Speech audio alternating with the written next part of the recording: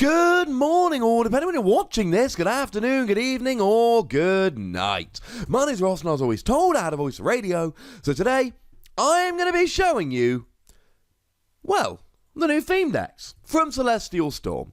Now, we know about the theme decks from Celestial Storm. We know that they're going to feature Sceptile, and we know that they're going to feature Swampert. This, ladies and gentlemen, is neither particularly surprising nor particularly exciting. However, the lovely Stephen Kent, a very good friend of mine, one of the best Pokemon people around, he has been kind enough to send me an image of the back of the theme decks showing exactly what's in them. Now, I know we are slightly late getting to these. The whole of Fairy Rise leaked. It's a bit awkward because I've been doing 3 or 4 videos a day for the last few days, just trying to catch up. So if ever I'm slightly late to something, if ever you think, hang on a second, Wassy, why didn't you do this video yesterday? It's because I am rushing to catch up. But remember, ladies and gentlemen, everything you need to know about the Pokemon TCG and Pokemon Quest and a whole bunch of other stuff will be on this channel. I promise you, I will get to it all. And the reason we're doing a video about these theme decks, to be perfectly blunt, they're awesome. Whoever's out there, and I've got my suspicions for this, but I wouldn't want to name it just in case I'm wrong, but whoever's out there picking the cards in this theme deck, give that lovely man or lady a big round of applause, because they're awesome. So we'll start off with the Swampert theme deck. Obviously, this involves the Swampert with the amazing ability whereby you can, once per turn, discard a card from your hand and draw 3. And I know that it's a stage 2, but it's a better version of Zoroark's ability. We've all seen how amazing Zoroark's ability can be. I refuse to believe Swampert won't see a little bit of play. The attack's not actually bad either, because although it adds damage for each water energy on there, 80 damage when you're hitting for weakness should KO most non-GXs, with a choice band should KO a bunch of GXs like Turtonator. This is a decent water Pokemon for colorless energy, and it's got a great ability. It is a great Pokemon around which to build a theme deck. But we've got more here. We've got a couple of Abomasnow. Now, I assume it is the Abomasnow that accelerates energy, but you know what? That's a pretty good Abomasnow. It's not the most relevant in terms of it's going in every one of my decks, but especially for a newer player, it's not a bad card at all.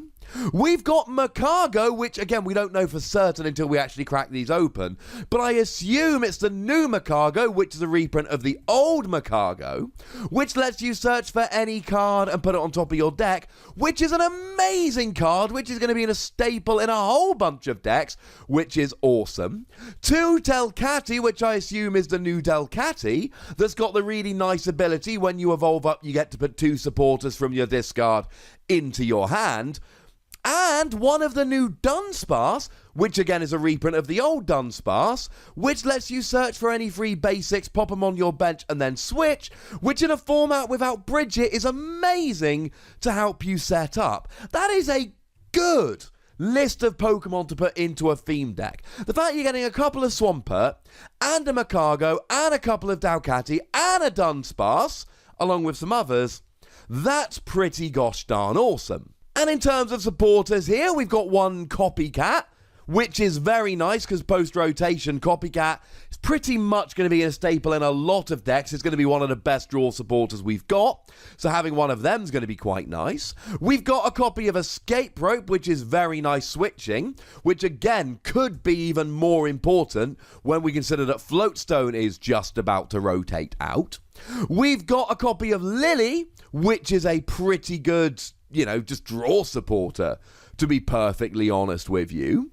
And we've got a couple of Nest Ball, which are really nice for getting out your basics and see a lot of play in a lot of decks. We see a couple Professor Kukui, which are very nice, just as a tech in a whole bunch of decks, do a bit of extra damage, draw some cards. We see a Rescue Stretcher, which is an absolute staple in a whole bunch of decks for recovering Pokemon.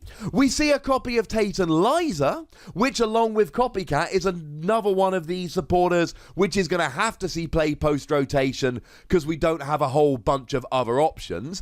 An Ultra Ball, which is the Pokemon search in the format at the moment, the best one, but then also a copy of Timer Ball, which has started popping up in a lot of decks lately. Flip 2 coins, grab 1 evolution for each head, it's going to see a lot of play. It's a good option for searching out Pokemon, and you end up with a really, really good set of cards here.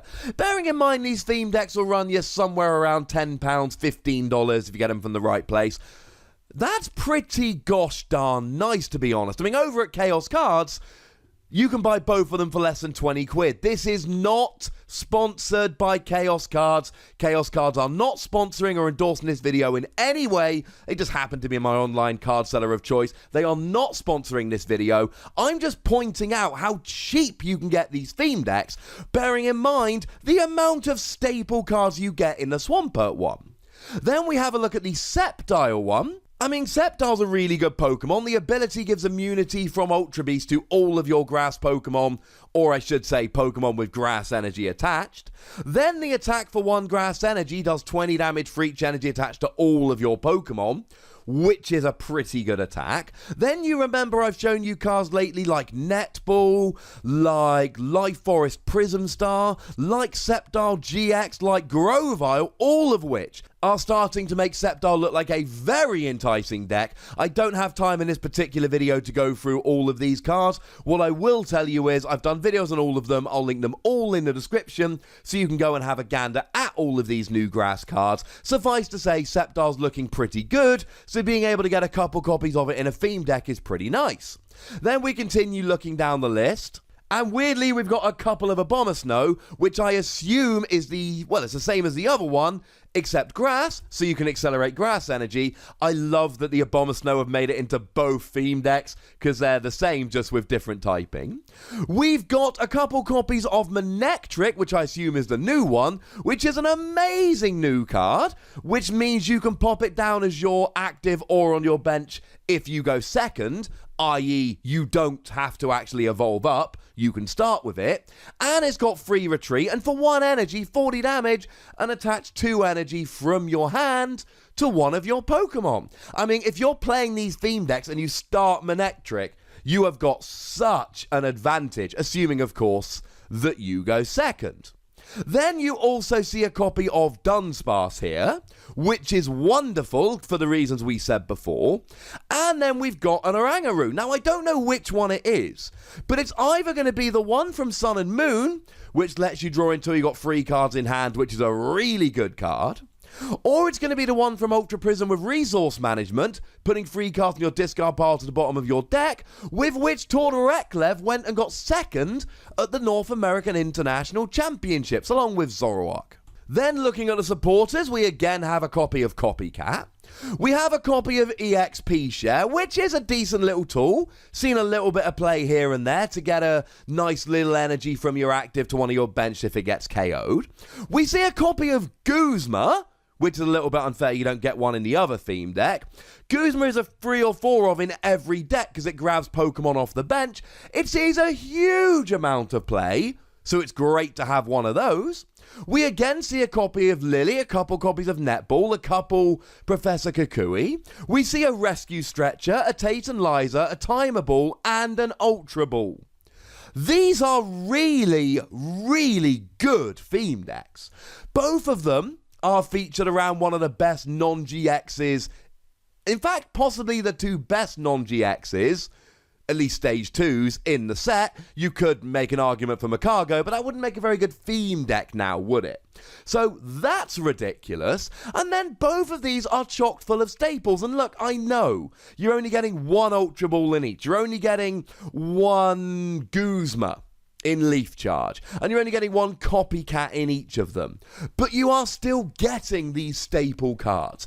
If you go out and buy these for a friend or a relative or whatever who's starting to get into the game, this isn't going to give them a tournament winning deck straight off the back. That would be ridiculous.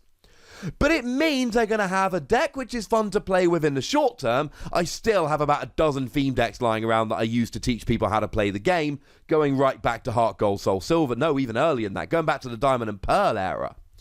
And at the end of it, when they graduate beyond theme decks, there's going to be a whole bunch of staples there. You can buy one of these and you're almost certainly getting more than 10 quid's worth of staples, and honestly, you're probably not paying 10 quid for the theme deck.